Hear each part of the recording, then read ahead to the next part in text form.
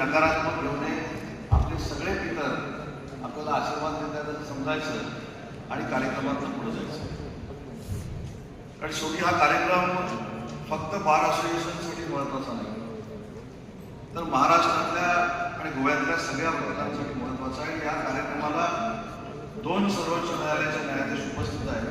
मला असं वाटतं की याचमुळं हा कार्यक्रम यशस्वी झाला आहे असं माझं वाटतं. पण संग्राम देसाई हे हुशार अध्यक्ष, काही गोष्ट ते पत्र देऊन आम्हाला सांगता झाली आणि त्याचा खऱ्या अर्थाला पाठपुरावा सगळ्या बार असोसिएशनच्या अध्यक्षांनी आमच्याकडे केला. म्हणूनच आम्ही MIDC मार्फत ही जमीन देऊ शकलो हे मला नम्रपणाने सांगितलं पाहिजे. कारण मी 5 वर्षापूर्वी माझ्या लक्षात आलं की नागपूर